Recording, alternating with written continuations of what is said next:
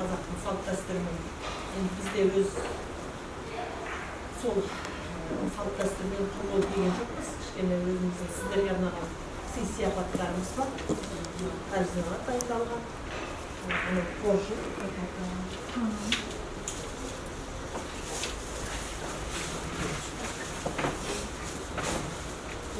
Niyette başlatmalarına karşı.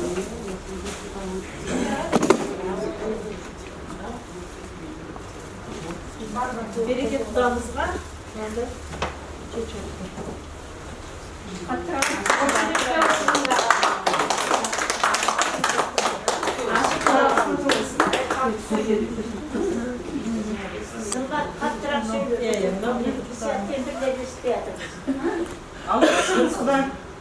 Algaçık kıstancıyım. Bir çatkını tak.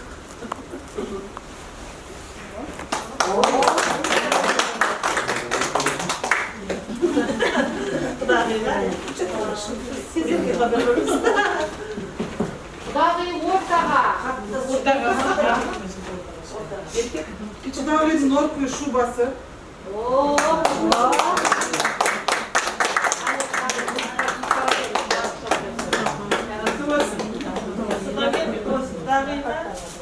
Bilyat komplet. Oo. Bir zaman değil.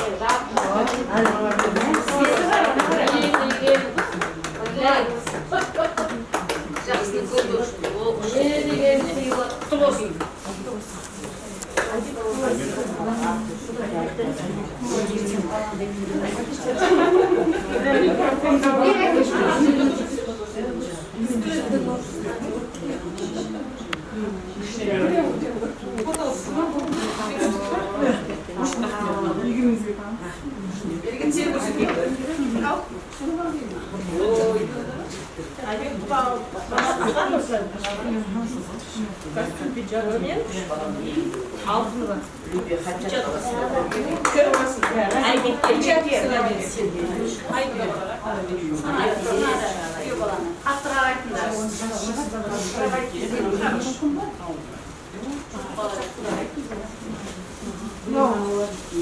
Rahim ağacısını.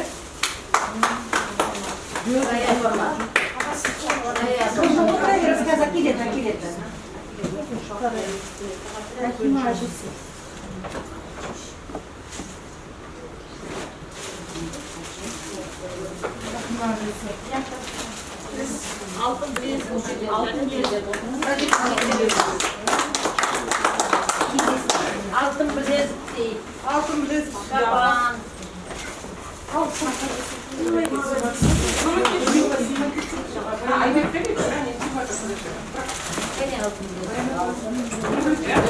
Aybek'ten o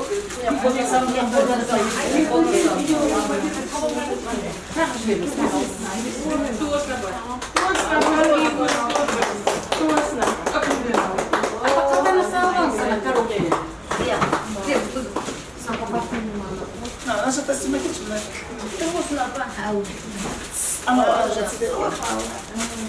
Bak tanesi, ikaresi, birlikte ikaresi de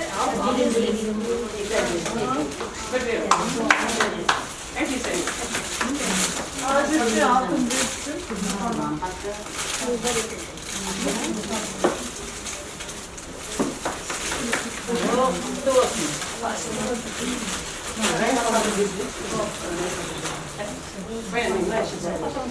İyi baktık.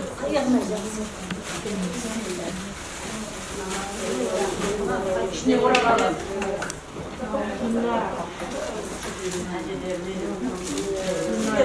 Sürücüler arabasına. Bunlar siyahta. Ağzısı kadar iyi. Apama verirse apama. Altın sakınası. Apa da serin suylar. Sir bütün günler değil ama. Sakınası mı ne?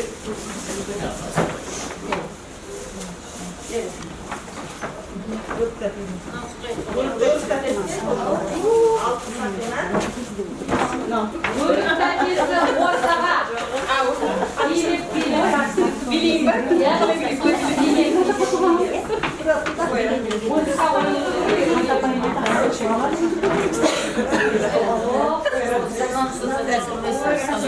Bileyim ben. Bayağı şey kesti.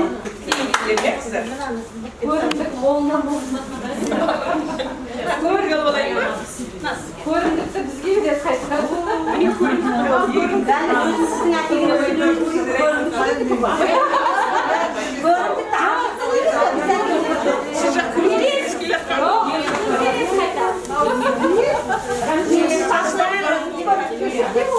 Ölüm bir doyulsun der gibi. Beni koyun.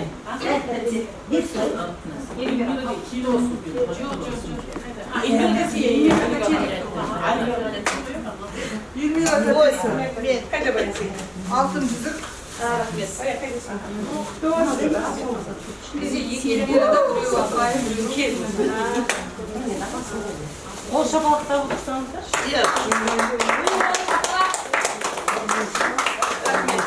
Şafağınızı kimye çıktı? Şafakanızı kiseydi sana çok Hasan Bey'in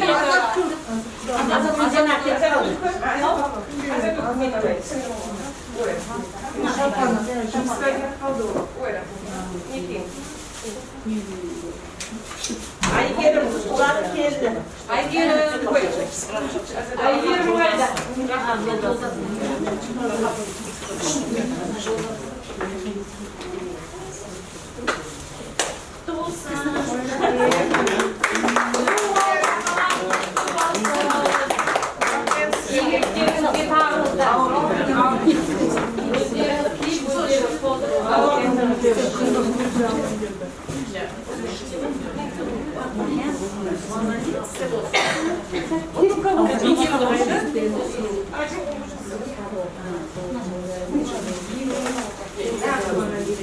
Yapılan iyi bir bilginde mi aman gelen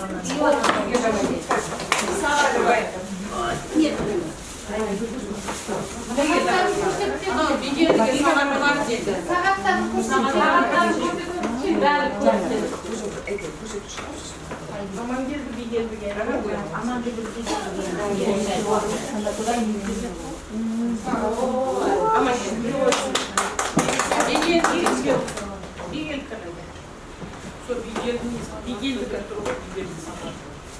Bir geldi. Ha bir geldi.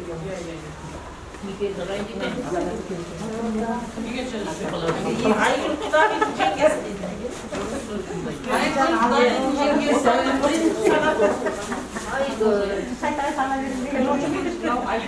Ay bu cengiz.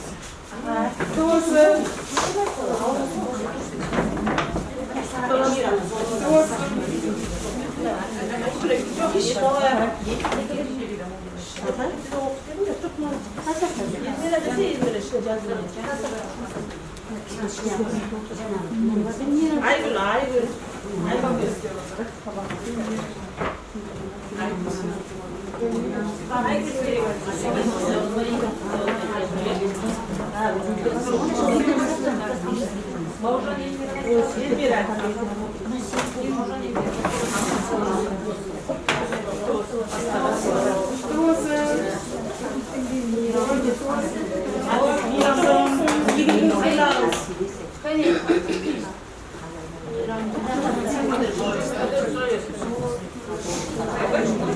Biraz uzaklaşır.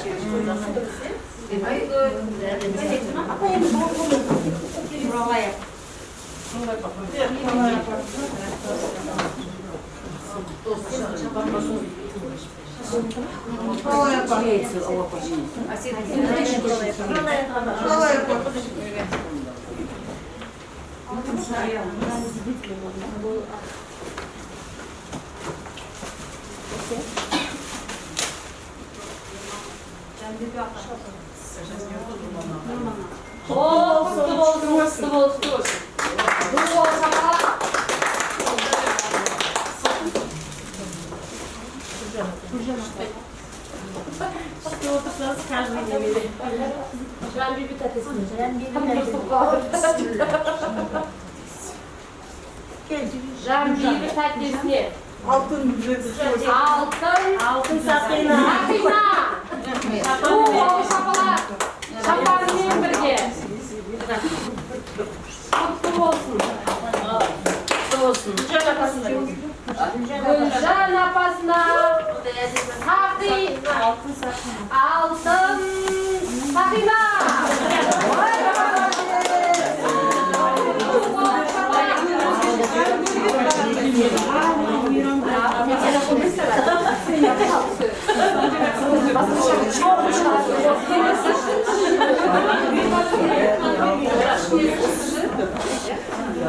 Yeşil altın oldu. Yeşil altın getirsin. Başları. 14. Bu veririz mi? 14. altın. Ya.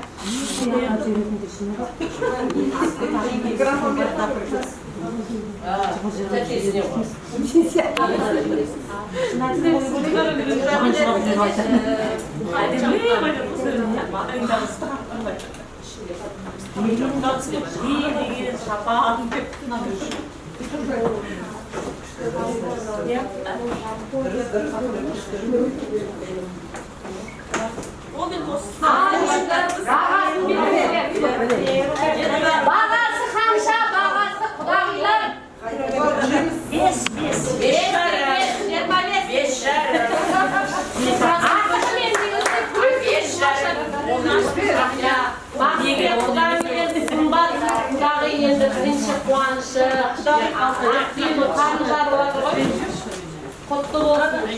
Büyüksün, özleriniz kiyip, özleriniz bozdurun.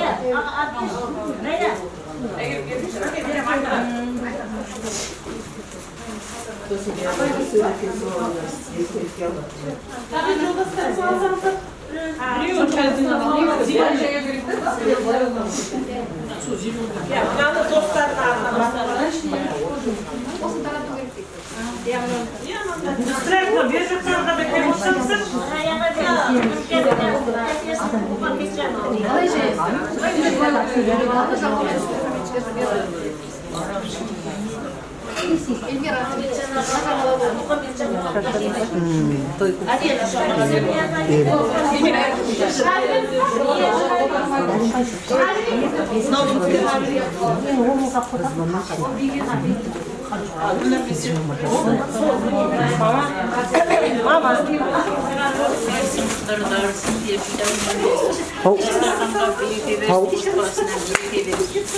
Gitkenlerim gelip geldiklerim olsun. Toylarım toygulasın, Xudo yollarım kabul olsun.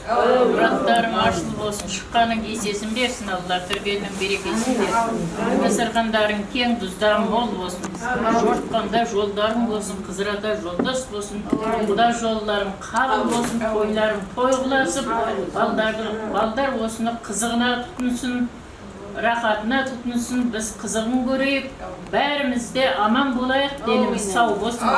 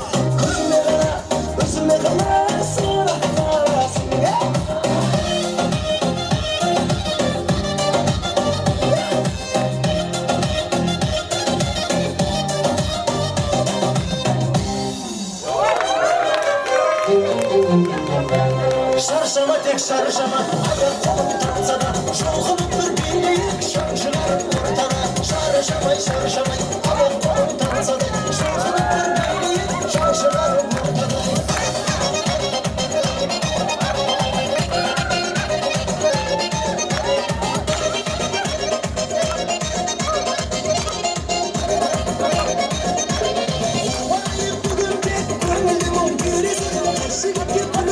Şıkıt kızlar süresi Ömrümde baykayım Endişi havaydayım Her taraf bilesin Her taraf bilesin Şarşama tek şarşama Ayaklarım tavzada Şarkılık bir bileyim Şarşılarım ortada Şarşamayı şarşama Ayaklarım tavzada Şarkılık bir bileyim Şarşılarım ortada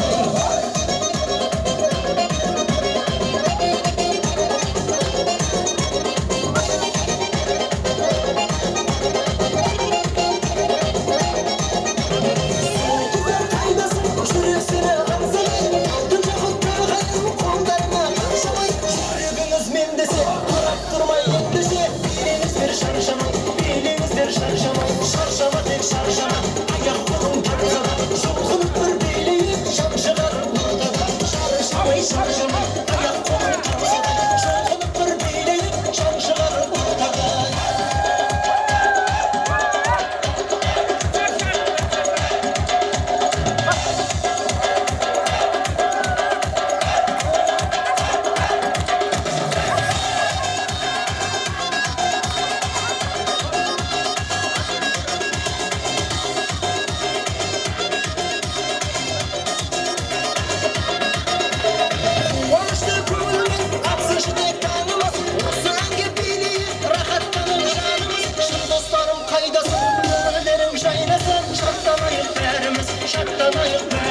Şarşama tek şarşama ayak kolum tarzada şoğulup bir bileyim şarşılarım ortada şarşamayı şarşama ayak kolum tarzada şoğulup bir bileyim şarşılarım ortada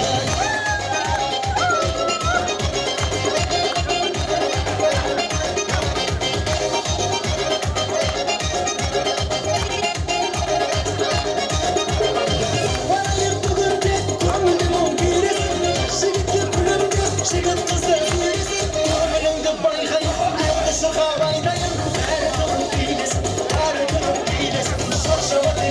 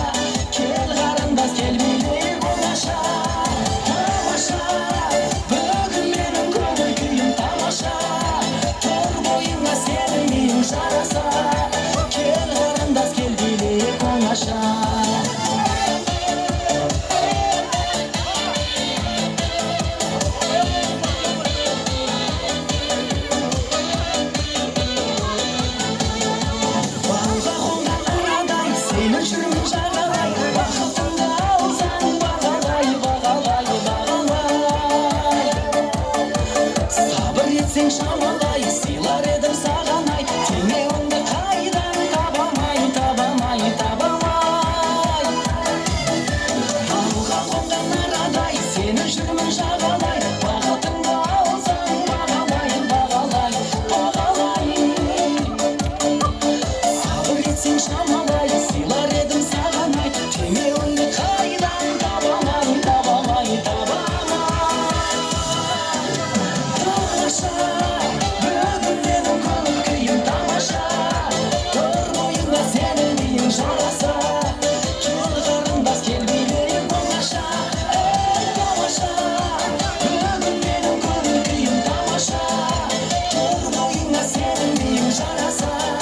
Кел қарындас, кел билейік оңаша.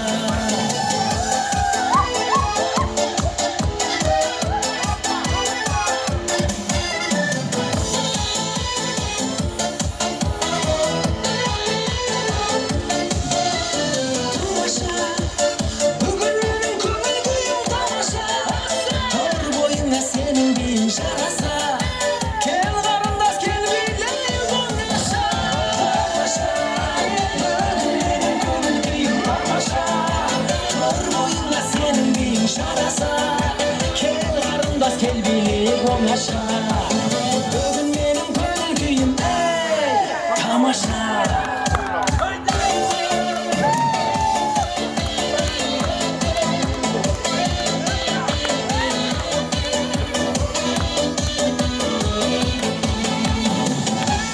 Al bereket kelesi tamaşa muzikamiz kudalarımızı sıra boyunca.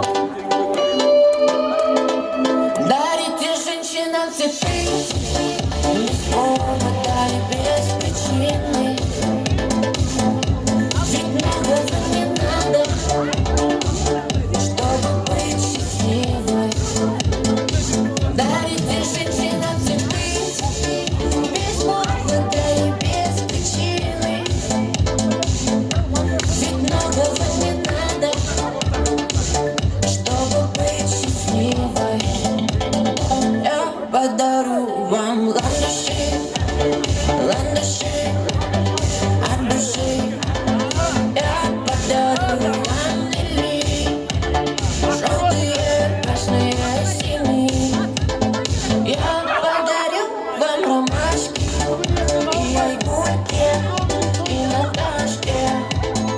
Я подарю вам все цветы, навсегда в сердце ты. Дарите женщинам цветы, без повода и без причины. Ведь многого не надо, чтобы быть счастливой. Дарите женщинам цветы, без повода и без причины. Ведь многого не надо, чтобы быть счастливой. Я подарю тебе розы, розы и мимозы. Я подарю тюльпаны, милые дамы. Я подарю тебе пионы, о, пионы, миллионы. Я подарю тебе жасмины, без повода и без причины. Дарите женщинам цветы, без повода и без причины, чтобы быть счастливой. Дарите женщинам цветы, без повода и без причины. Ведь дарят женщинам цветы настоящие мужчины.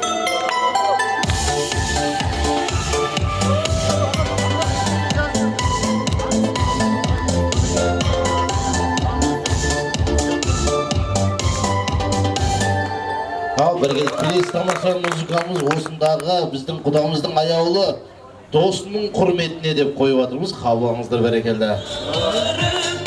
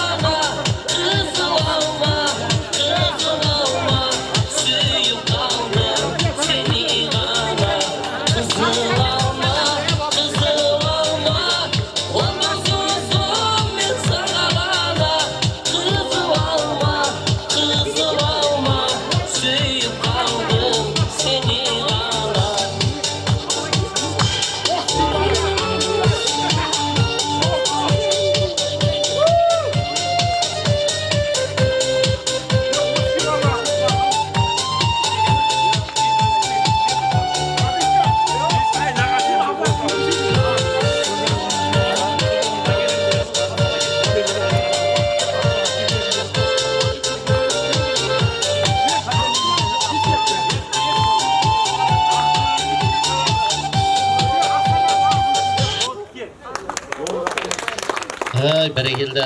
Тағы да билейміз кетті кенеше ортадан кетпеңіздер. Ең әдемі музыкалар сіздер үшін қойып берейік деп жатырмыз.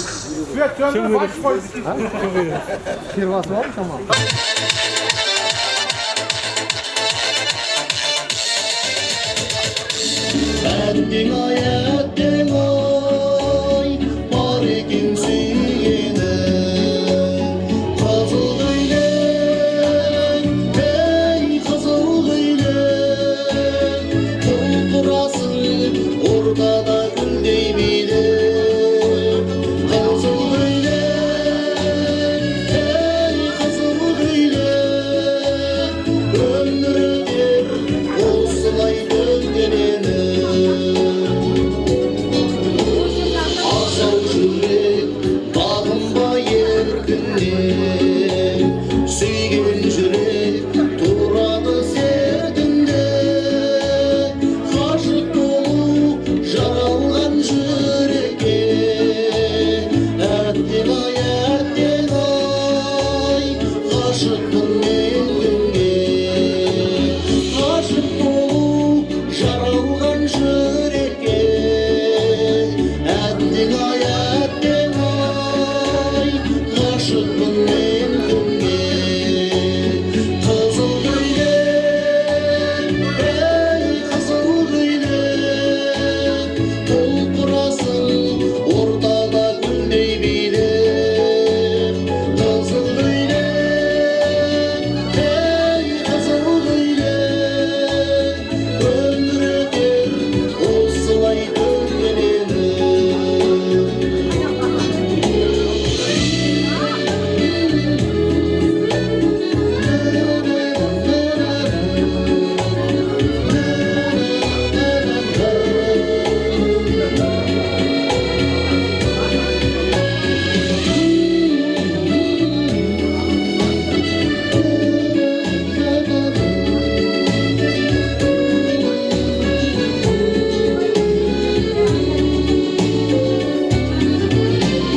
Жандарадың ерекше көзіңмен, ән арнадым өркенер сезіммен. Кел билейік қалмай арманда, ғашық еттің мені қызыл көйлегіңмен. Кел билейік қалмай арманда, ғашық еттің мені қызыл көйлегіңмен. Қызыл көйлек, ей қызыл көйлек, тұлпырасың ортада гүлдей билеп. Қызыл көйлек, ей қызыл көйлек, өмір өтер осылай дөңгеленіп. Өмір өтер осылай дөңгеленіп.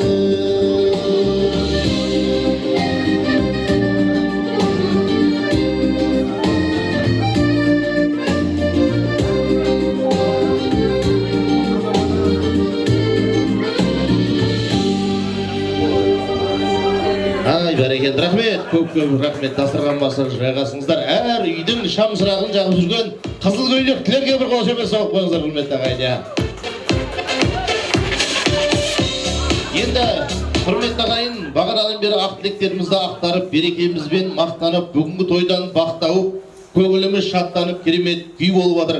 Бұл жерде бағана ардақты құдаларымызды, ардақты әжелерімізді орнынан тұрғызбай, аяғын талдырмай, көңілін қалдырмай, орындарына барып айттық. Енді екіншіде жас келсе іске дейді, жастарды да ортаға шақырайын деп тұрмын. Өйткені жастар ортаға көрініп, бименен беріліп, ортаға келіп тілек айтсын. Осы жерде біздің Мәкен құдамыз отыр. Мына құрметті ағайын, ертеректе қазір не көп, тамада көп қой. Біреу білгенін айтады, біреу тергенін айтады, біреу жазғанын айтады, біреу қазғанын айтады, біреу жаттағанын айтады, біреу тапқанын айтады. Сонымен бір бала аяқ астынан тамада болғысы келді да 11-ші сыныптан кейін бүкіл ютубтағы өлеңді жаттап алып, мен тамадамын деп интернетке объявление беріп жерсе, Берекет ағам сияқты бір кісі хабарласып дейді, маған құдалыққа тамада керек десе, ана бала айтыпты, сүйек қатырам аға, бәрін қатырам. мен деген керемет там адаммын деп. Сонымен шақырғаннан кейін ағамыз айтыпты, мынау кісі бас құда, мынау кісі жас құда, мынау кісі бауыздар құда, осы кісілердің барлығын мақтап әдемілеп ортаға шақыра айналайын депті. Ана бала бәрін жаттаған өлеңін айтып келеді да, сөйтіп тұрған кезде бауыздар құданың кім екенін ұмытып қалып, жанына келіп аңқиып тұр дейді. Ағамыз айтады дейді, ай бала шақырсайшы бағанағы әдемі өлеңдерін қайда десе, аға мен ұмытып қалдым, мына кісі бағанағы сойылатын құда дедіңіз ба, не дедіңіз деп айтады дейді. Сондықтан да міне бауыздар құдамыз да отыр ортамызда. Бауыздар құдамыздың аға бауырлары отыр. Міне ақылы көпті дау алмайды, досы көпті жау алмайды дейді. Жанынан табылып отырған достары отыр құдамыздың, құдағиымыздың. Сондықтан да сіздерді жалғыз көрмей, мына аға бауыр дос-жараннан бөлмей, осы ұстолдағы берекелі ұл-қыздарымызды, құдағиларымызды, құдаларымызды билетіп ортаға шақырып бір тілек тыңдасақ деп отырмыз берекелді. Ал қошемет шапалақ болса, Бәкеға өзіңіз бастаңыз, келіңіз билеп ортаға келейік. Бір әттеме.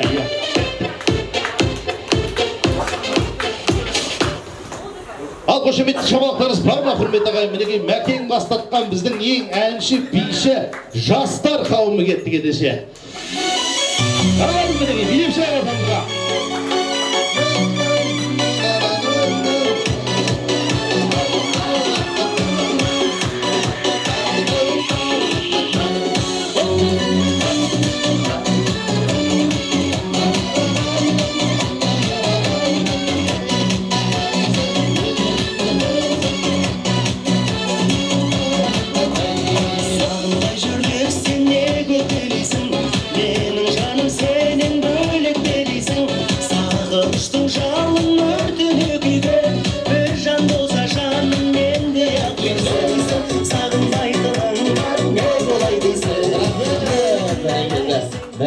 Не деген көңіл күй. Келіңіздер, жайғасыңыздар, бір әдемі тілектерімізді жалғастырайық. Бағана ағамыз кеп тұрған кезде мына Қаскелеңнен біраз адамдар бал аламыз деп кеп тұр. Мен айтым, ол Исмаил аға емес, ол кісі басқа біздің құдамыз деп отырмын. Сізді ана бал сататын брендтегі Исмаил ағамен шатастырып жүрген. Ассалаумағалейкум. Ал енді құрметті құдағилар, бал сататын Исмаил ол басқа бренд. Біз өзіміз Қожақылдың брендіміз. Мына Қазақ елі халық палатасы деген бар. Мен соның президенті болам. Исмаил ол бөлек адам. Оны көрген жерде айтып жүреді, аға фотоға түсейікші деп. Біреу Қазақ елі дейді, біреу Исмаил дейді. Енді әркім әрқалай өзінің санасына байланысты бөле береді ғой. Бүгін енді ерекше күн негізгі. Ерекше күн ол қызымыз өріс болып кеңіп, керемет өзімізге ағайын туыс тауып отырмыз. Сондықтан бұл шаңырақтың астына негізгі бөтен адамдар жиналған жоқ. Тілеушілер. Бір адамдар, әке шешесі, ата енесі, әжесі, қос әжесі отыр, ағайын туыс. Ең жақын тілеушілер. Сондықтан бәріміз бірігіп, қосылып, осы жастарға бақыт тілейік. Одан артық қызығы жоқ. Біздік енді ол жәнегі ойын күлкі, жәнегі биле ол арасында ғана ғой. Бірақ ниетіміз сол жастардың бақыты. Ертеңгі күні ошақтары өшпей, түтіндері түзу жанып тұрса, бізге одан артық көп қызық жоқ. Сондықтан мына екі әжеміз негізгі бақытты. Алла тағала сіздерге ғұмыр берсін. Жастарыңыз ұзақ болсын. Шөберенің қолынан май жалап, немененің көтенін ескесеңіздер, одан кейін өздеріңіз біліңіздер. Алла тағала осы екі шаңыраққа бақ берекесін үйе берсін. Осы екі ортада дорба жүгіре берсін. Екі ортада немере шөбере жүгіре берсін. Топ-тобымен үлгермей екеуі ан үйге бер, мұн үйге бер деп бөлісе берсін.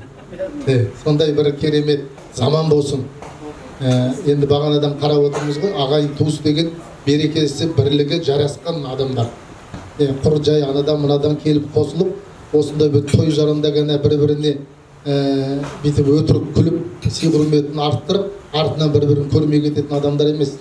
Ағайын туыс деген береке бірлігі жарқын, бір жатырдан шыққан адамдарды айтады. Сондықтан бәріміз солай болып тұрмыз қазіргі уақытта.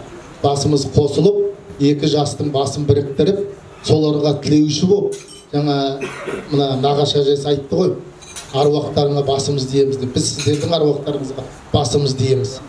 Қазақ халқы мына Абу Ханифа біздің бабамыз ғой енді. Абу Ханифа масхабында бірінші қазақ еліне ислам кірген кезде аруақты сыйлайтын болғаннан кейін ғана исламға кірген. Онсыз исламға кірмеген. Қазір біреу айтып жатады, сақалы болса салафит дейді, аруақ десе ойбай субханалла тағала, мынау не деген шірік дейді. Ол дұрыс емес. Сондықтан біздің ата бабамыздың аруағына басымызды иіп өткен қазақпыз. Сақалымызды ата бабамыздың ризашылығы, Алланың разылығы үшін сақалымызды ата бабамыздың салт дәстүрі үшін өсіреміз. Сондықтан менің сақалым бұл Қабанбайдың сақалы. Қабекеңнің сақалы.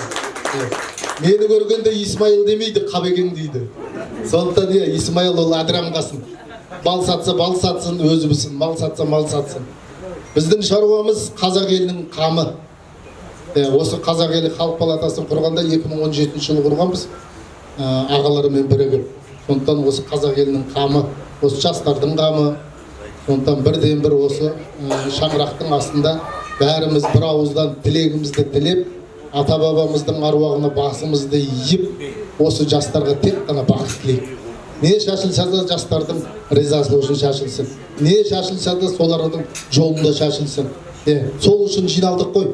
Сондықтан тілегіміз біздің ақ жүректен шығып отырған батамыз осы. Жастар бақытты болсын, дендері сау болсын, шаңырақтары биік, керегелері кең болсын.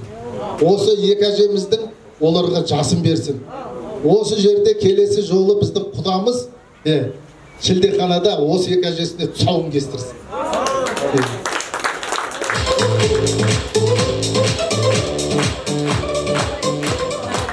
Алла Тағала біздің қазақ жеріне қандай керемет жер берген екен. Сол жерде шай ішіп отырмыз. Мына құдалардың жүзі жарық екенін көріп отырмыз ғой кешеге барғаннан бері. Мына ортынан күлкі кетпей, сондай бір қонақ жайлы екен деген көріп отыр. Бұл енді біз кешеге тойдан кейін келіншегім екеуміз кішкене сырқалап қалып, бүгін қайраны ашып кеттік. Мынау ауаның кереметі, жердің кереметі, сіздердің баяғы жүрегіңізден қарсы алғанның кереметі ғой бұл. Оған мына біздің Айнұр құрдасымыз күбә ғой, қалай келдік үйге, сіздің үйге, құлап келдік қой.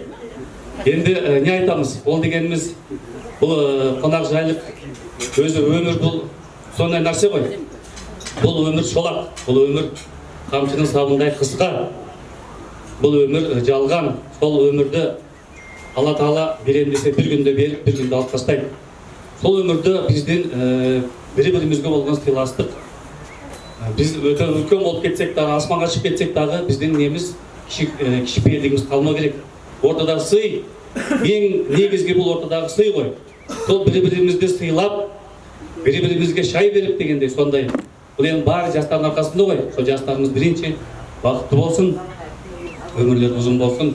Сондай ата-аналарын, әжелерін сүйіндіріп, сондай бір жақсы сәтті ғана жиналып отыра берейік.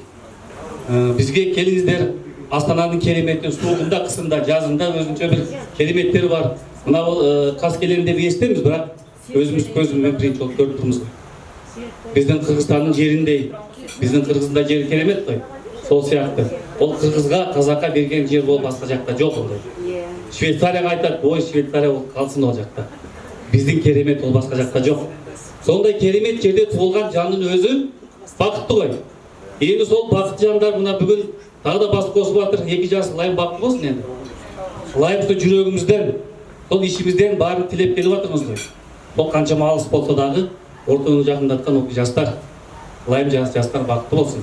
Алла Тағалам жақсы күндерді көп-көп қылып бере берсін.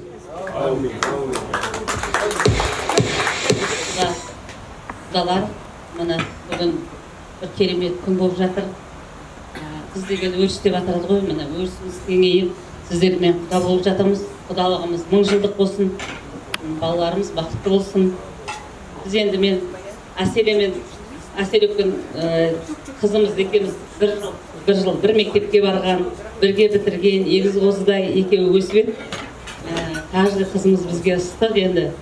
Сол мына өсіріп, баптап, мына алақандарыңызға алып кеп сап беріп жатырмыз.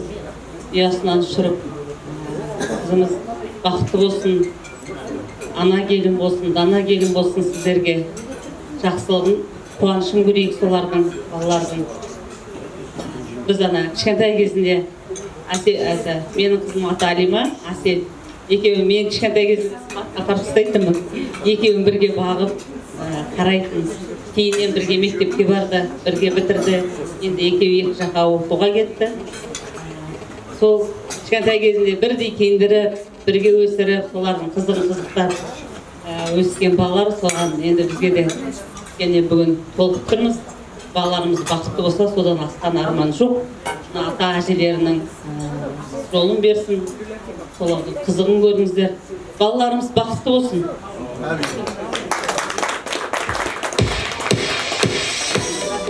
Тойларыңыз құтты болсын, құдалығымыз мәңгілік болсын.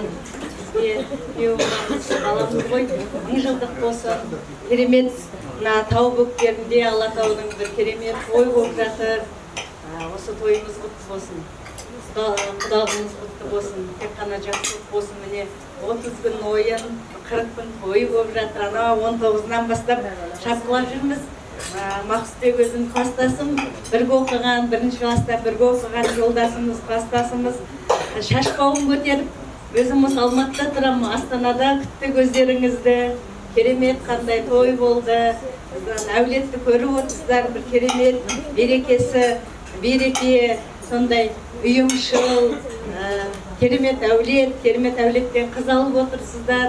Біздің қызымыз сіздерді, бізді ұялтпайды, сондай керемет бір атбасын тірейтін үлкен отбасы болады деп сенімдеміз қызымызға. Мына төрде отырған екі апасының жолын берсін. Енді апа, келесі жылы сіздер шөберелеріңіздің қолынан майжалап отырыңыздар. Той болсын, тек қана керемет тілектер айтылып жатыр ғой. Сол тілектер Алла тағаламның құлағына шалынсын. Бәр жақсылық болсын. Құдалықтарыңыз құтты болсын, 1000 жылдық болсын, балаларымыз бақытты болсын.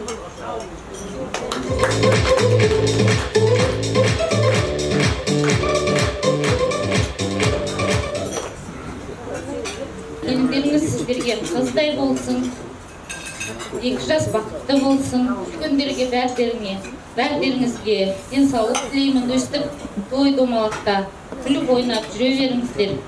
Құдалығымыз 1000 жылдық болсын, күйеу баламыз 100 жылдық болсын.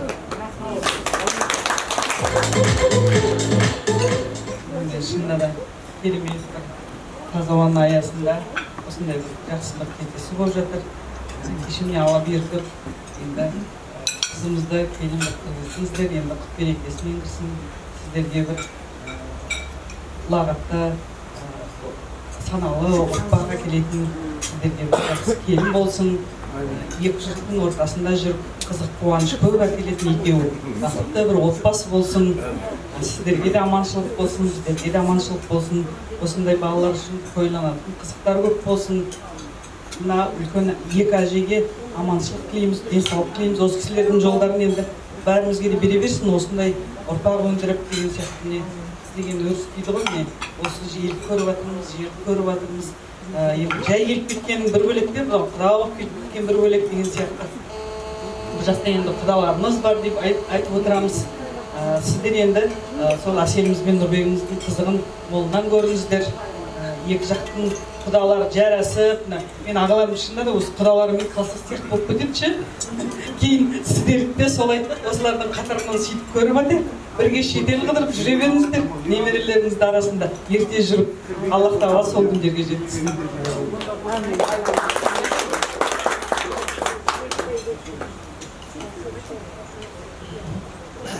Ал енді құрметті құдалар, енді мынау Құданы Құдай қосады деп жатады ғой.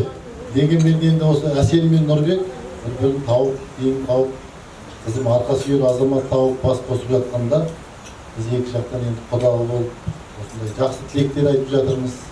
Сол тілегіміздің бәрі Алланың құлағына шалынып, солардың қызығын көруге жазсын Алла тағала бізді. Енді мына 2 әжесі осындай бақыт берсін бәрімізге. Осы кісілердің мынау бақыттан бас айналып жатқаны бізде мәз болып жатырмыз. Енді Нұрбек пен Әсел бақытты болсын, бүкіл семья болсын. Осыларды бақытты, қақтық, өстірдік, жеткіздік, апасы бар, атасы бар, өзіміз бар. Енді азат қызығын көруге жазсын Алла тағала бізді.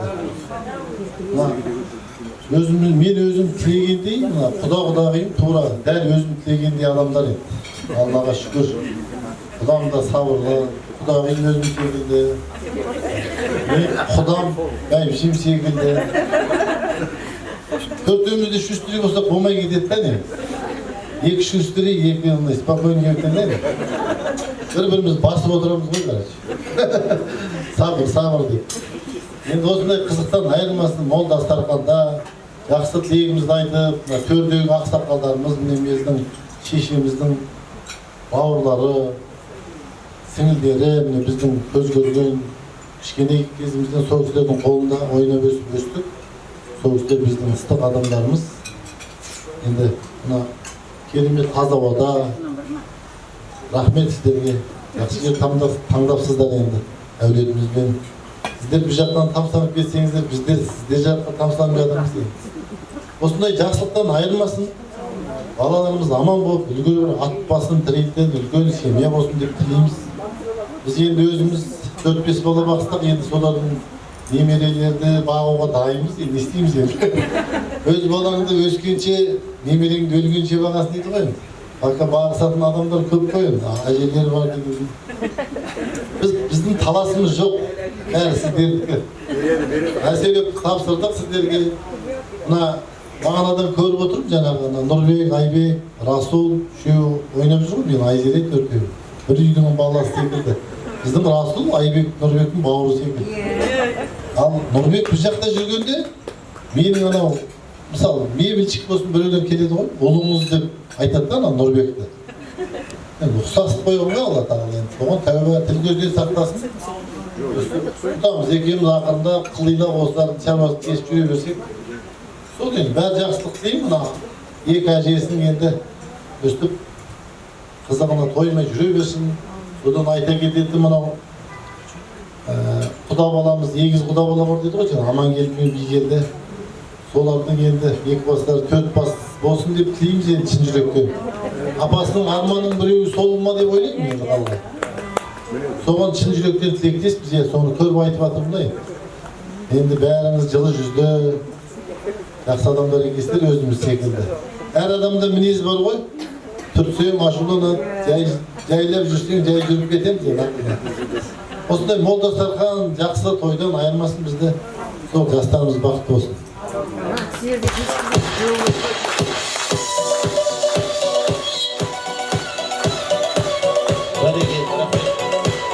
Рахмет. Бәріміз сөйледік па? Ал енді құрметті ағайын, иман деген тәртіппен ар атасы, бүйдай деген қашанда нан атасы. Исмайыл сіз айтқандай бола берсін, ол өзінше саудагер балатасы. Бәрін айтта, бірін айт, төрден түспесін. Ғабекең басқарған қазақ елі палатасы деп бір қол соғып қойыңыздар бәрекелді. Сол елдің қамын жейтін, елдің руханияты үшін шешімдер қабылдайтын осындай азаматтарымыз аман болсын. Енді құрметті ағайын, осындай береке болған жерде әрқашан нұрбақ келеді. Астана Алматыдан құрғақ келеді. Дос дегенің қашанда ең жақын ғой, досының тойында. Міне досы келіп ортаға ырдап береді деп қожаға шақырыңыздар. Керемет әнші азамат келіп тұрғанымызға. Келіңіздер. Бірінші фотоға түсіп алайық. Аккордеон бар, тауып беремін, бірінші фотоға түсіп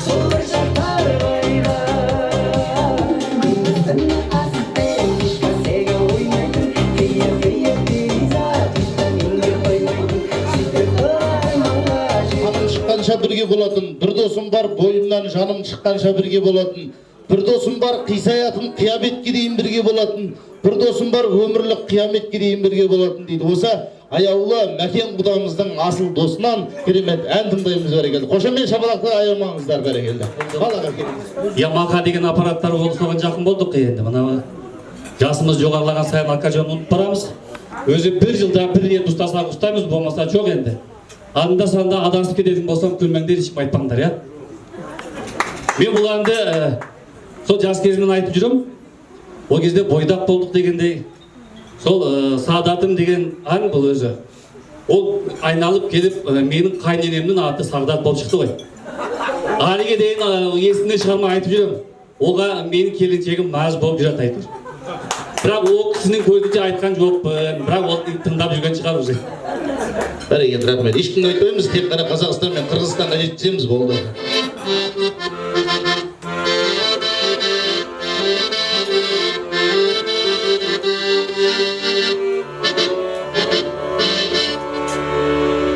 Қар кечи хат жаныға төшім тосу келемин сені көзідөй мақсат қойып қайтпайын қайсы бақта сабағымдан садатым күні көзен мені тосу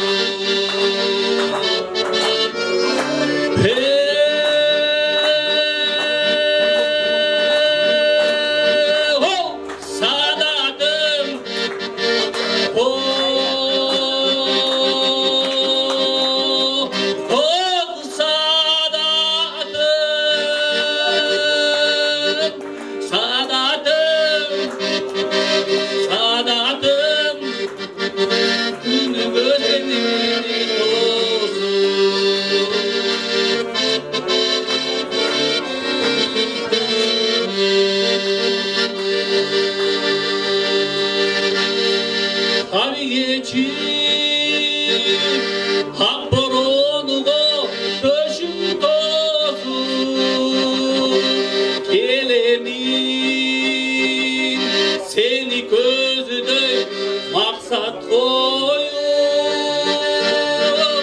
kayıtmayın aysu bakta Astana'dan sadatım günü gözeni beni tozu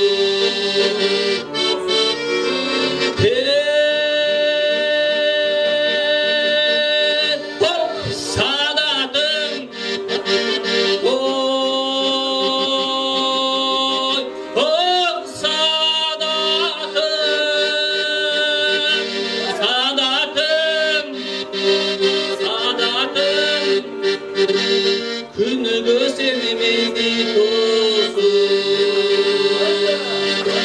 Günü göstermedi tozu Қошеметтеріңізбен бәрекелді. Қайненеңіз жүз жасасын, бәрекелді. Енді қайнатаңызға бір ән. Болмай ма?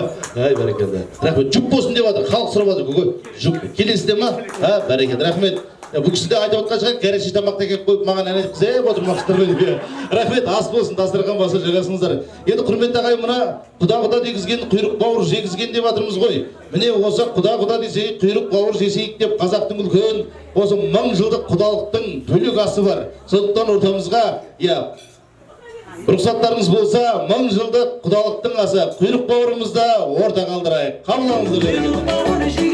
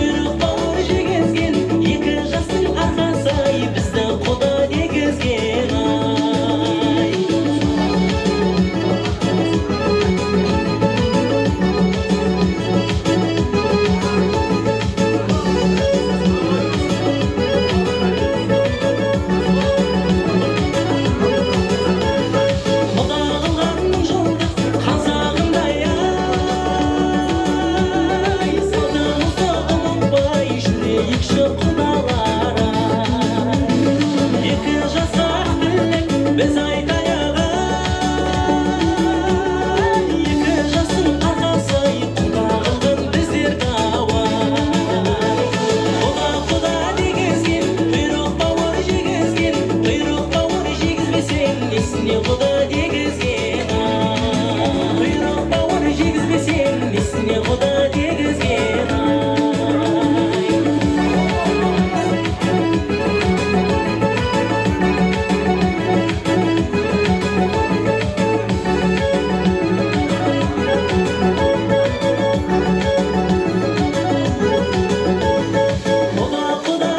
айтайын деп жатыр. Ортаға мен бағана Қызыл көйлек деген ән айттым ғой, соны Серік ағайымыз айтшы деп айтқызған. Сондықтан қазір ортамызға Қызыл көйлекті құдағиларыңыз Қазақстанның ағылшын тілі бойынша ассоциацияның президенті, өткен жылы мировой мұғалімдер арасында конкурста әлемнен 50 мұғалімнің қатарына еніп Қазақстанның ең бірінші ағылшын мұғалімі деген стипендияны жеңіп алған осы Серік ағамның алғашқы махаббаты, бүгінгі сіздердің Нұрбектің нағашысы, Айгүл ханымды ортаға шақырайын. Қошеметтеріңізбен сіздерге бір ән салып берейін деп жатыр. Қабыл алыңыздар. Құрметті құдалар, қадамдарыңызға гүл бітсін, астан дәм татып алып отырыңыздар. Мен сіздердің көңілдеріңізді көтеріп, бір шәугім шай деген әнді орындап берейін.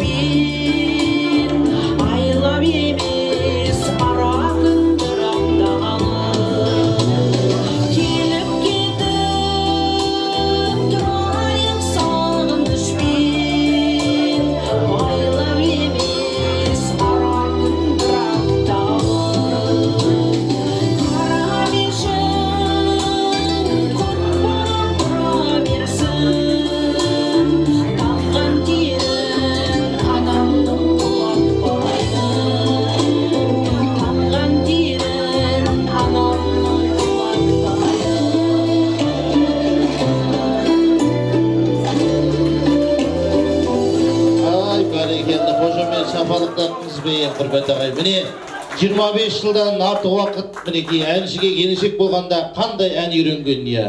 Бірақ енді Серік ағамызға әлі де бір ағылшынша үйрете алмай жүр бұл кісі. Мына ата аунаған жерде тұқ қалады дейді ғой, секең аунаған жерде осындай ноталар қалып жатады иә. Ал енді құрметті ағайын, мына ағасы бардың жағасы бар, інісі бардың тынысы бар, туысы бардың ырысы бар дейді. Бағана ағаларымыз айтып жатыр ғой, бұл жерде бөтен адам жоқ деп. Әрқашан осындай қуанышын бөлісетін, әрбір жақсылығын қызғанбай көрісетін, тойына алыс жақын болса да ең жақыным деп келісетін осындай тек қана жанашыр жақындар аман болсын. Енді қазіргі уақыт жоқ жерде уақыт тауып, мінекей бар өмірінің 6-7 сағатын осы бүгінгі бауырымның тойы деп қиып келіп отырған адамдарға Алланың ризалығы болсын дейміз. Барша туысқандарымызға, төріміздің көркі болған аталарымызға, әжелерімізге Алла Жамбыл атамыздың жасын берсін дейміз, құрметті ағайын. Бүгін осы Береке ағамызбенен орынша жеңгеміздің терезесі теңеліп, бүгін өздеріңізбен бірге керегесі кеңейіп, барлық туыс туғаны бір жерден табылып, ақ тілектер ағылып, жұмысынан тыйылып, бір Аллаға сыйынып, осы әдемі тау баурайына жиылып, ақ дәмдер бұйырып жатыр. Енді осындай сәт барлығы осы туыс туғанның арқасы. Бір адамның қолынан келе бермейді, құрметті ағайын.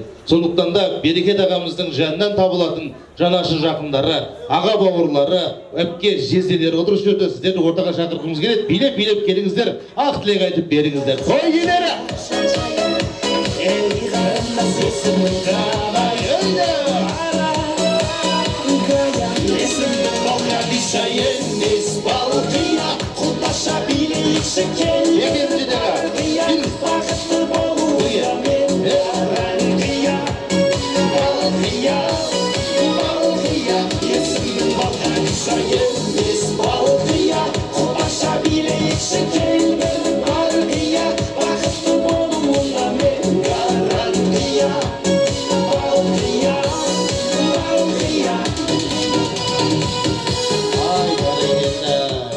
Рахмет, ақ тілектер.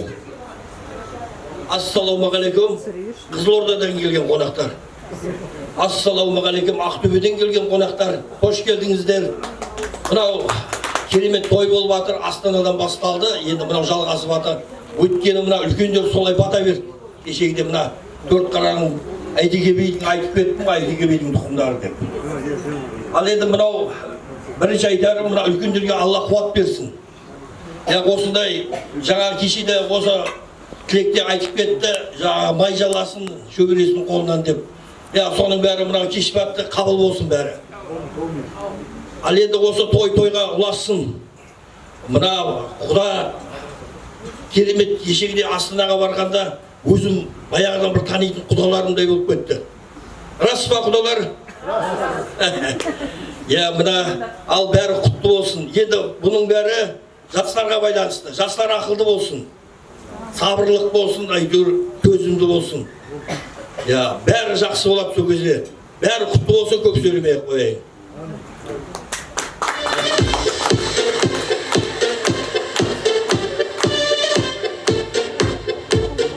Саламатсыздар. Кешегіден бері таныс болып жатыр. Микрофон шамалмын. Естіле ме? Ал барлығы құтты болсын. Осы екі баланың қосылу себебінен осы қанша жан жақтан танысып жатырмыз, білісіп жатырмыз, жақындасып жатырмыз. Бұрыннан танитын адамдар ұқсап, сіз біздесіп жатырмыз. Екі балаға рахмет. Екеуі бақытты болсын. Ең басты екеуі бақытты болсын. Екеуінің сүйіспеншілігі мықты болсын. Сыйластығы еш уақытта бұзылмасын. Екі жаққа бірдей адал болсын. Кеше Әселек, мен уже Әселек деп қойдым енді. Әселек сүйкімді бала, бәрі өзін сақтасын. Әжесі, Рая әжесі басына орамал салып жатқанда Әселек. Бұлай енді жас бала дейміз ғой. Келіп әжесіне адам дайындығын білдірді Әселек. Әжесіне келіп, әже қалайсың? Апа дейді, ауырмайсыз ба, жақсысыз ба деп сұрағанға. Жүрегім елжіре, бауырым прям бүлк-бүлк ете қалдығын. Айналайын бақытты бол деп жатырмын ғой, енді әжелерің осылай сыйлап үлкендерді әйтеуір. Сосын осы берекетіммен орыншағын әйтеуір қайын жұртын екі жақты бірдей сыйлап, ұрпақтары көп болсын, даналы саналы көпелері болсын, дендері сау, аман есен, тек қана бізді қуанта берсін.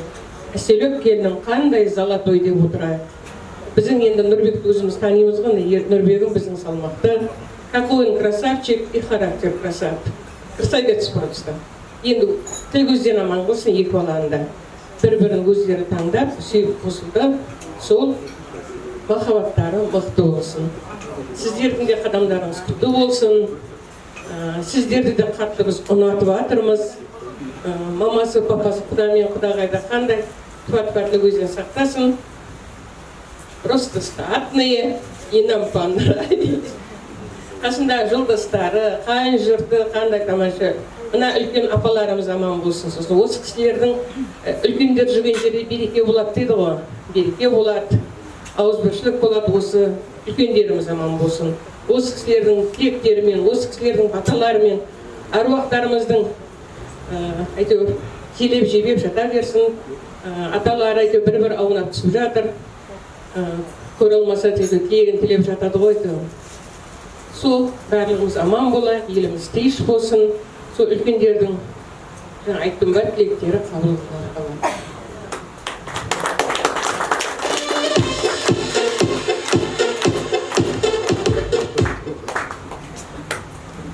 Bismillahirrahmanirrahim. Sözüm бәс бисмилля дейді. Қаламдарыңыз оң болсын. Бәрі айтып отыр 1000 жылдық деп. Мейлі 10 000 жылдық болсын. Мәңгілік болсын. Тіл көзден аман болыңыздар барлықтарыңызда. Алла сіздерге жар болсын. Екі баланың көрсететін болашақта қызығына тоймай Алматы мен Астана арасында жүгіріп жүре беріңіздер. Біз соған тілектеспіз. Алла жақсылығын бізден енді аямасын. Бұл өмірде не керек? Аман есен, бірімізді біріміз сыйлап жүрсек, содан жарты сөз жарымыз дейді. Жақсы сөз айтайық бірімізге біріміз. Алла жар болсын. Өмір жастарымыз ұзақ болсын.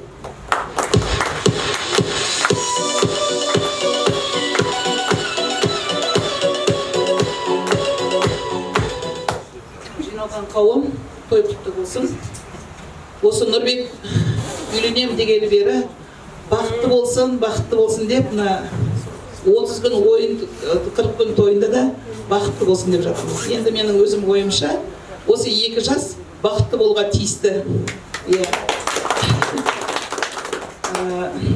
Көтерген шаңырақтары биік болсын, керегесі кең болсын, іші толған бала болсын, жақсылығын әйтеуір сіздерге көрсете берсін. Аман болсын. Енді қаншама игі тілектер айтылып жатыр ғой, барлығы Алланың құлағына шалынып, періште аумин десін. Осы 2 жастың махаббаты, осы Астана мен Алматының ортасына алтын көпір орнатып, сіздердің құдалықтарыңыз 1000 жылдық болып, тойдан тойға ұласа берсін.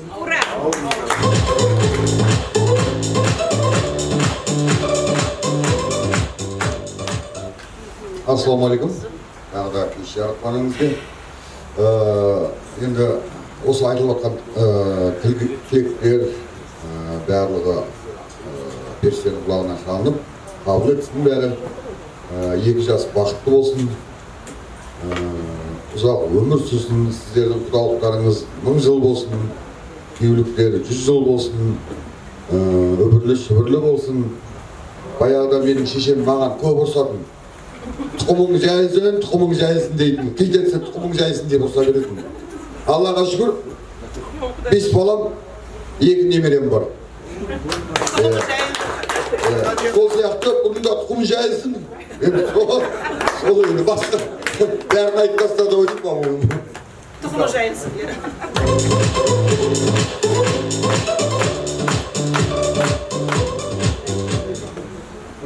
Келгендеріңізді қуаныштымын. Айтылып жатқан тілектерге қосыламын. Нұрбек негізінде менің қарауымда 4 жылда жұмыс жасады. Мұнауский жігіт. Енді жақсылықта, жамандықта бірге болсын. Жақсылық енді жүзісі арта берсін. Енді Астанаға енді часто баратын боламыз. Есінші. Аман сау болсын, бақытты болайық бәрімізде.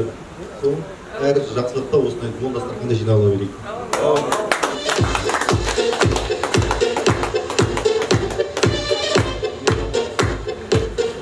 Ал құрметті халайық, рахмет сіздерге соншама жерден осы Нұрбек пен Әселдің арқасында келіп отырсыздар, танысып отырсыздар. Рахмет. 2 жас бақытты болсын. Енді мен бір айтайын деген кезінде 10 келін болып түскен кезде, мен 1 жылдан кейін келін болып түстім. Айбек Нұрбек өмірге келді. Сол кезде 10 екеуміз тұрып екеуміз ползункаларын жуамыз ғой, Айбек Нұрбектің. Соны айтатын 10 кейін Айбек Нұрбек үйленгенде саған бір сақина беремін деп. Сол нағашыларым кигізді сол сақинаны, рахмет. енді екі жас бақытты болсын. Енді осы жерде барлық тілеулерге рахмет, бәрі аумин болсын, бәрі жақсы болсын, бәрі өте қуаныштымын осындай тойға жеткенімізге. Енді бір айта кетейін деген, осы әке-шешесі бар адамдардың басында тәж болады дейді. Оны әке-шешесі жоқ адамдар көреді екен. Осы жерде отырған тәждеріміз 100 жасасын, басымыздан тәжіміз түспесін. Бауырларымыз бүтін болсын, ал құдалар астарыңыздан тақ кетпесін, бастарыңыздан бақ кетпесін. 2 жас бақытты болсын мәңгі. Күйеуім айтпақшы, біздің жолымызды берсін, көп балалы болсын.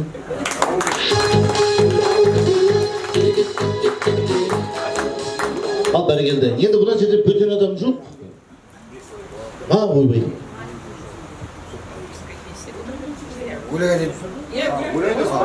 Құдалар адамдарымызға гүл бітсін, аман болайық. Енді менің Абай атаны бәріңіз танисыздар ғой. Ол кісі ұлы ойшыл, ұлы ақын.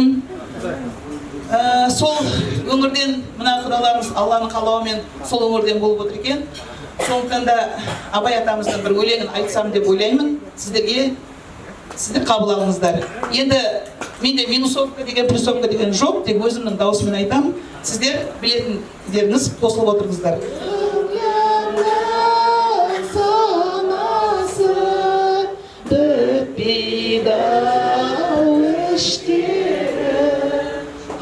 Ғашықтың жарасы бітпейді-ау іштегі, ғашықтың жарасы. Жас үлкен ағасы, қазақтың данасы, бар деме сендей бір адамның баласы.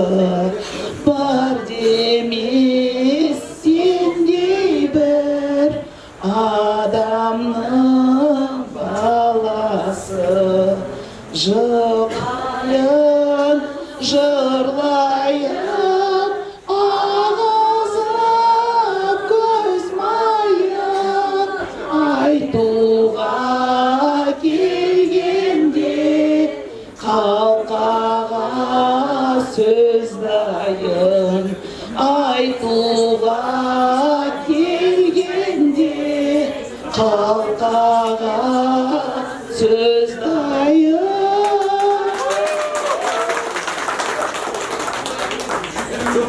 Келді. Енді құрметті ағайын, білесіздер, міне құдашаларыңыз, құдағиларыңыз ертеңге репетиция ретінде айтып жатыр. Ертең бұдан да қатты дауысын тыңдайсыздар еді. Енді бәрекелді. Құрметті ағайын, осы жерде Алланың өзі жебеген жарасымды жұп не деген бір қол соғып қойыңыздар, арманына жеткен қыз жібек пен төлеген деп қоса қойып. Орталарыңызда жұбай әншілер Жанболат пен Жазира тумай туған кезде ән салып жүрген ардақты ағамызбен жеңгеміз. Ал құрметті қонақтар, мына Алмағашы деген өлеңді кеше айтып едім, бүгін тағы мына үлкен аналарға айтып берейін өлеңді.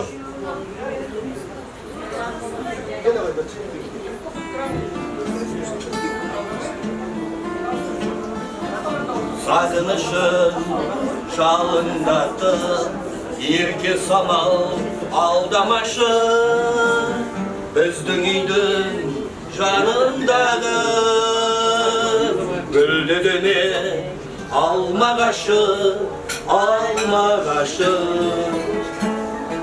Еркелеумен қалай күнде сүйіп толқып жарға басып, апам менің қансәріде қарап жүрмес алмағашын, алмағашын. Олардың да бар манасы, жарарынан оламан мұт, бүлдегенде алмағашын, апа sana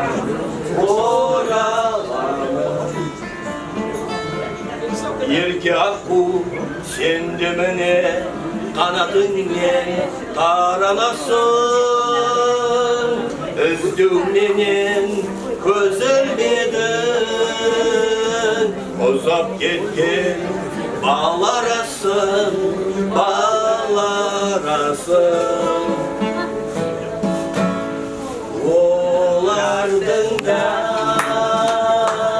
барманасың жанарыңнан қоларман мұң гүлдегенде алмағашы апа саған оралармын.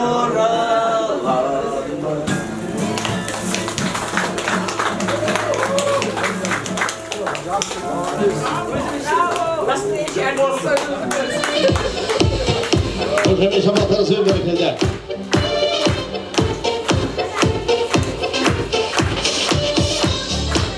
Жақсы шабуы тағасынан, ердің жақсы болуы ағашынан, баланың жақсы болуы нағашыдан, ал ердің жақсы болуы бағасынан дейді. Сондықтан да ортамызда отырған бүгінгі нардай нағашыларын ортаға шақырдым деп отыр. Сіздердің қошамет шапалақтарыңызбен міне осы ардақты Бақыт апамның артынан ерген нағашылар көшін бастап келетін ортамызға. Серік ағам бастап, қалған кісілер қостап міне алыс жақыннан келген нағашылар келіңіздерші билеп сөйлеп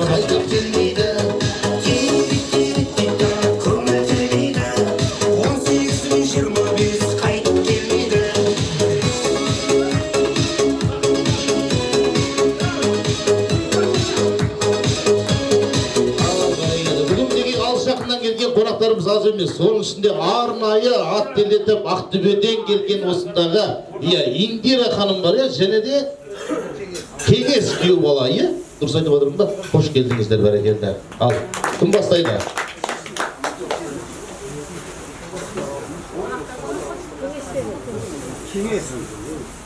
Ал енді тағы да бір рет ассалаумағалейкум, құрметті құдалар, құрметті қонақтар, қош келдіңіздер.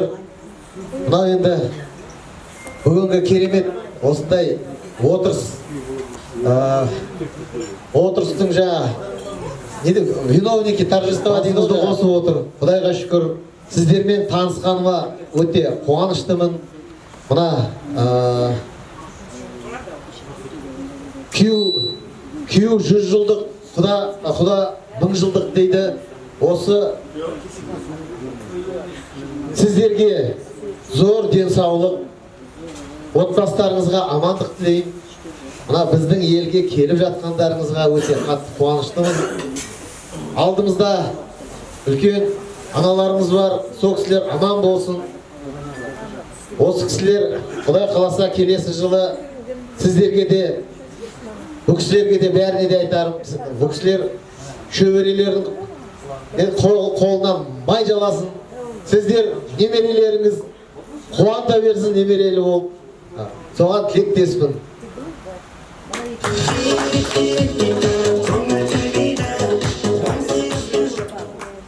Құрметті құдалар, адамдарымызға құт байлансын, төрге шыққан бүгінгі күндеріңіз құтты болсын. Әрдайым дендеріңізге саулық тілеймін. Барлығымыздың басымызды қосып таныстырып жатырған бұл Нұрбек пен Әсел 2 жас бақытты болсын, ғұмырлы болсын. Келесі жылы жаңағы үлкендерімізде тілек тілеп жатырған барлық адамдар айтып жатыр. Жаңағы сәбилі болсын, шілдехана болсын, соған жетейік. Ең бастысы біздің алдымызда отырған ақжаулықты аналарымыз аман болсын, артымыздан ерген ұрпағымыз аман болсын. Біз ортасында осы қуанышты бірге көріп жүре берейік. Тек қана шаңырақтарымызда қуаныш болып, дастарханымыз тек қана қуанышқа жайылсын. Сіз біз деген сыйластығымыздан айырмасын. Рахмет. Қайырлы кеш, қадірменді ағайын, құрметті құдалар. Міне бүгін қарт Алатаудың баурайында жастардың арқасында екі рулы ел әдемі құдалық өткізіп жатыр. Құдалықтарыңыз мың жылдық болсын. Араларыңызда дорба, жорға жүрсін. Балалар бақытты болсын, той қаласын. Рахмет.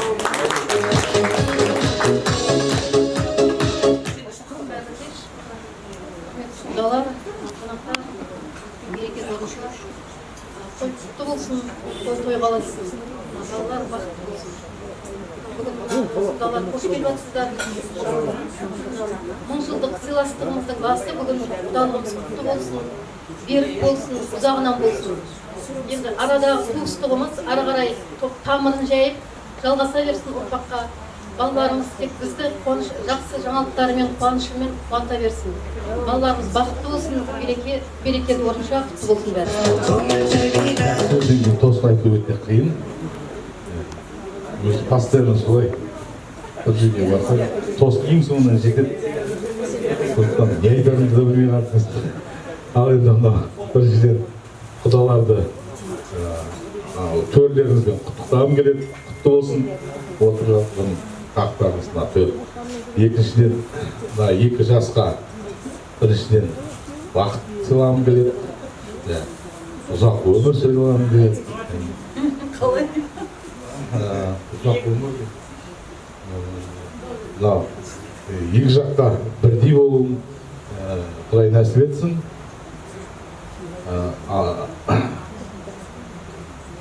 Неден осындай ғой енді сөз жетпей қалды. Сосын амал жоқ гитар ойнауды үйрендім да. Тіл жетпей қалды олар. Әлі қалған әнмен жалғастырам. Бәрі құтты болсын, қалғандарыңызға той жұмысты болсын.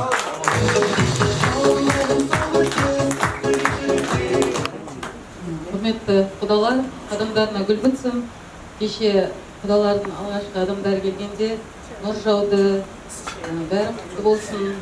Енді көрдіңіздер ғой, үй тар берекетпен орыншасын, сосын сіздер осы жерде күтіп жатыр, демалсын деп. Даже Айбек жататын жері бар жоқ, қазір Айбектің бөлмесі бар. Сол үй жері тар болғаннан кейін, бірақ содан кейін тағы да кездесіп, әлде тәтті шай ішесіздер асықпай. Осы жерде кенжерге істегені өздерін оңаша отырып, көңіл көтеріп, бір-бірін жақын білсін дедік. Сол қадамдарына гүл бітсін. Осы Қаскелеңге тек тойға келіңіздер. Астанадан осылай самал жел әкеліп жатсыздар. Кеше ғана 40 градус ыстық болып тұр еді, таңертеңгісін. Сіздер жақсы ауа райы алып келіп жатсыздар, жақсы көңіл күй сыйлап жатсыздар. Бәріңізге де осындай жұғысты болсын деймін. Басымыз тек тойда кездесейік. Қош келдіңіздер. Айбекпен, Нұрбекпен, Асерден тұрып жатқан шаңыра биік болсын, қабырғасы берік болсын. Бүгін артқа сыртында айтып жатқан тілектердің бәрі першен құлағына шалсын, бата бәрі ауыл болсын. Екі жас тек қана бақытты ұзақ өмір сүрсін. Мал үйді сырты малға іші жанға толып, тек қана екі ортада дорба жүрсін, жүншімен дорба, байлық, бақыт жүрсін.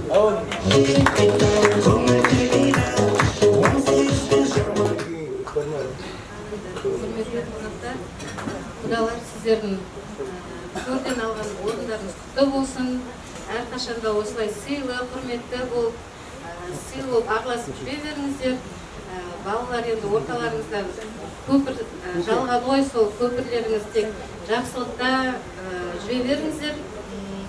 Құдалық мың жылдық болсын.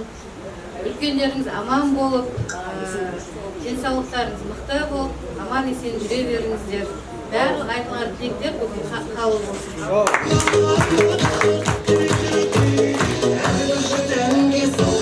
Енді бір фотоға түсіп олайық, бір жалпы нағашылар болып, содан кейін Ай жаным, асыл жаным, келгенбіз өзіңнен басқа жаным.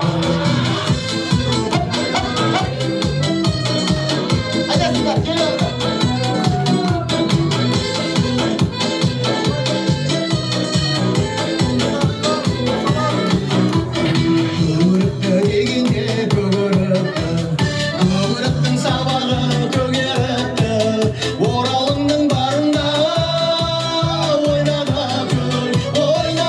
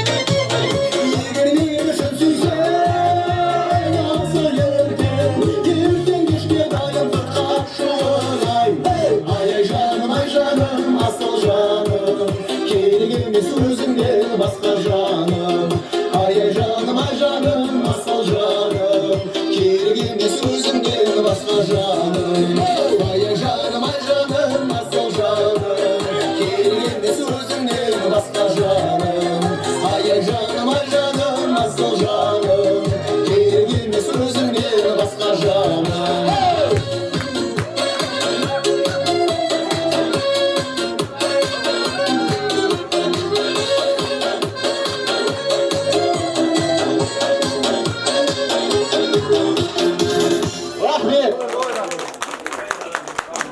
Бәрігелді, рахмет.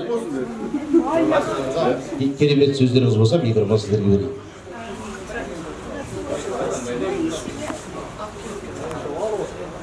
Кеш жарық, құрметті қонақтар. Құдалар, қош келдіңіздер. Қадамдарыңызға нұр жаусын. Мынау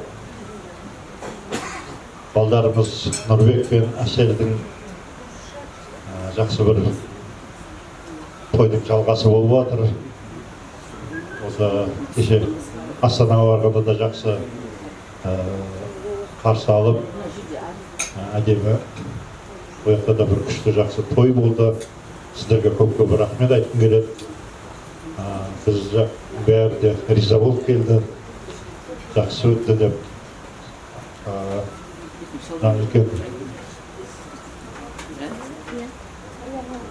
Әкелеріміз, төрде отырған аналарымыз осылай шаршамай, осындай қызықтардың куәсі болып, тойымыздың, дастарханымыздың сәні болып, жоғарыда аман-есен отыра беріңіздер. Сіздерге Алла қуат берсін. Не деймін, тойымыз құтты болсын, екі жаққа да.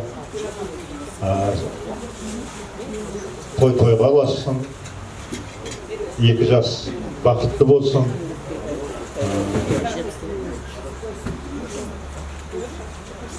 Жаңа айтылып жатыр ғой, бір жылдан кейін кішкентай апаларымыздың шөберенің қолына май жаласын деп. Сол біз немерелі болып, ата, әже болып, сондай дәрежеге жете берейік. Алла қаласа. Енді деймін, тек барлықтарыңызға денсаулық тілеймін. Осылай той бәрімізге де жұғысты болсын. Той боласа берсін. Мына алыстан келіп жатқан қонақтар, Қызылордадан келген қайын жұртым, сіздерге көп рахмет. Осында уақыттарыңызды бөліп келіп жатқандарыңызға Ақтөбеден Индира бажам екеуі келіп жатыр. Сіздерге де көп рахмет. Алла сыйласын, Алла жары болсын сіздерге. Не дейміз, бәрі өзім бауырларыма да айтады, рахметім шексіз, бәрі де. Сол жастарымыз бақытты болсын. Астана, Алматы деп жатыр ғой, сол көпіріміз берік болып, сол көпіріміздің арасында торба жүрсін деп айтып жатыр, жақсы тілектер. Сол сыйластығымыз молынан болсын, ұзағынан болсын. Құдалығымыз мәңгілік болсын. Күйеу-балдар 100 жылдық болсын. Не дейміз енді? Той қыласын, осы тойымыз ұзағынан қызықты болсын, не ұзағынан болсын.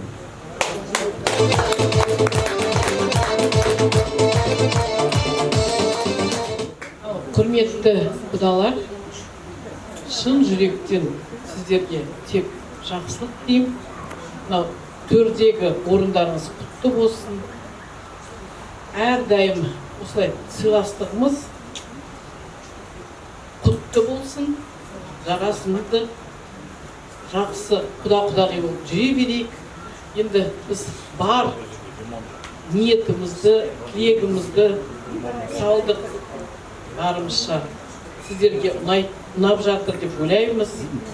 Осындай әдемі жерде құдалығымызды өткізіп, сіздермен бірге жақсы уақытты өткізгіміз келіп, ең бастысы әрине балдарымыз бақытты болсын, үбірлі, шүбірлі болсын.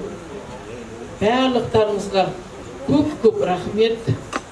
Ойлаймын, барлықтарыңызды көңілдеріңізден шыққан шығармыз деп. Енді тек жақсылықтарда, тойларда кездесе берейік. Құдалар әрдайым осылай жарқырап біздің төрімізде отыра беріңіздер.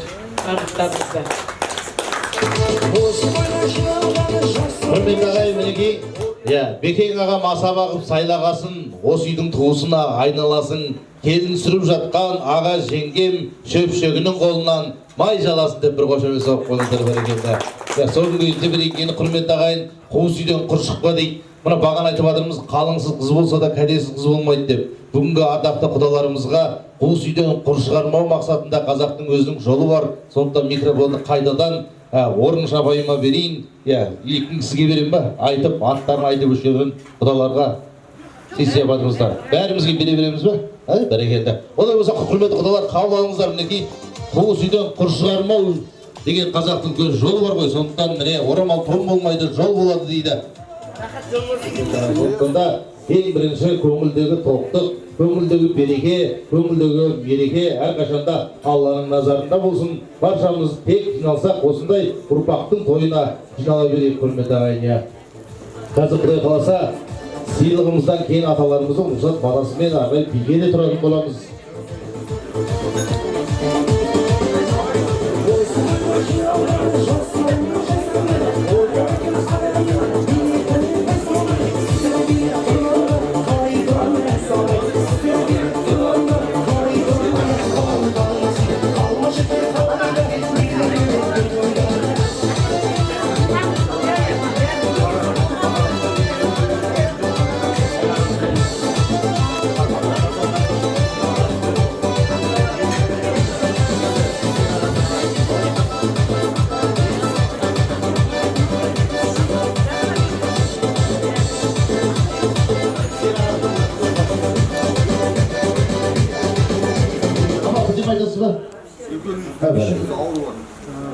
Мұғалім болған ең қол көтерген адам бірінші көріп тұрмыз. Мен мына Нұрбегімнің жаңа туған уақытындағы бір несін, қызық несін айтып жіберейін деп отырмын. Егіз баланы бағу оңай болсын ба? Өзім 60-тан асқан адам едім о кезде. Келін бала 5 ай емізді де артып еміз алмайды, білмейді қалай еміз ол. Содан нан деген сүтпенен асырадым. Екеуі бір күні ауырып, осы Нұрбек қатты ауырды. Сонда балам желкенде отырып, апау мынау өледі ғой деп жаны шығып барады. Өлсе қалай қылайын енді, Құдайына барады деп сөйдедім. Бір уақытта Құдағай келіп, сенің мына балаңды білмеймін дейді, Айбекті айтады. Бірақ мынаған қауіп төніп тұр дейді. Нұрбекті. Енді сол Нұрбектің Құдай жеткеріп, киітін киіп, алтынын тағып, рахатын көріп отырмыз. Өзі уақыт деген қызық екен ғой. Берекетті Құда деп, орыншаны Құдағай деп айтқанға ішімнен қызғанып отырмын. Сонда мен еңбегім далада қалғаны ғой. Түні ұйқы көрмей бағам. Бір күні екеу айтайын енді ұятта болса, жаңа газдың бір бөлмеге қамап қоям ғой, 2 баланы. Мыналар жұмысқа кетіп қалады. Сосын қамап қойсам, бір күні жаңағы пештің тесігін ашып, қара күйені басына құйып жіберіпті. Оны істеп отқан Нұрбек, шамалы қулау Нұрбек. Айбек аңқаулау. Айбек келіп бір тісі жарқырап, аппақ болып, бір шайтан сияқты келіп, зәрек ұшпен. Ой, мыналарға не көрінтісім, анау барсам, анау жаңа ғана басына құйып жатыр екен. Соған жыларман болдым. Жалғыз өзім, адам жоқ. Соған жалма-жан көршіден карит алып келіп, жуындырып жатырмын ғой. Сондай қызықтары болған баламның. Енді сол баламды аяғыма тербетіп отырып, бір Алтынай деген өлеңді жаңа Ұлықпан Оспанов па? Жолдас айтып жатыр екен телевизордан. Содан үйреніп, әйтеуір балдарды соны айтсам, 2 бала ұйықтап қалады. Соны айтып едім, енді осы тойдың соңында мен соны айтып берейін. Çok өлтіріңдер енді мені.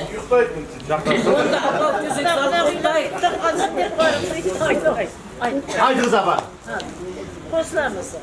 Алатауды айналып, ошы аспаны ойланып, әлем бір сәт тұрғандай, кірпігіңе байланып, ей алтынай, алтынай, арманай, бәрі артта қалғанай, бір күнгідей болмадай, арман қуған ей алтынай,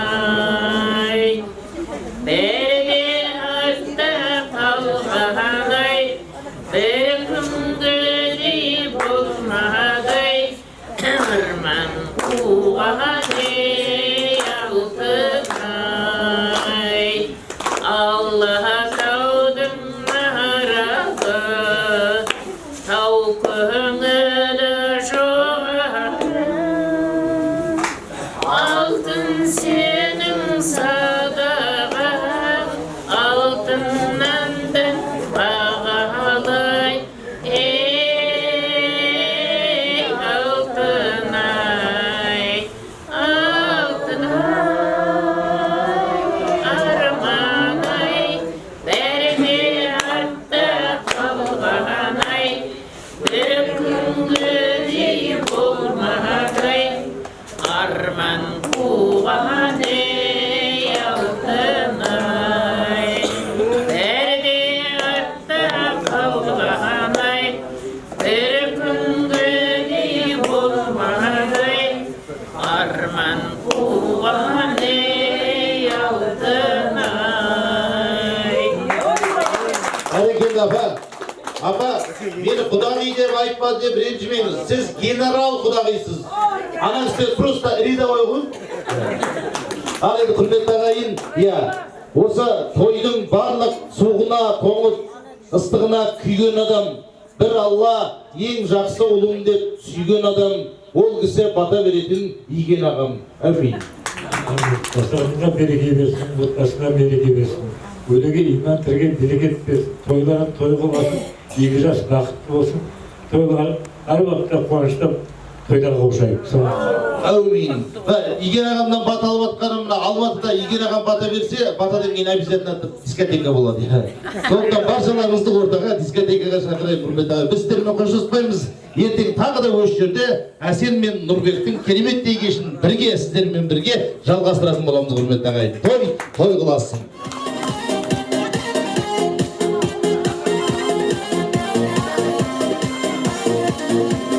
Жақсы көрем сені, мен де баяғыдай, сұлусың ау жаным, сен де баяғыдай, сүйемдіге сені, ұялғаныммен, мөлдір көзіңді қиялғаныммен. Жақсы көрем сені,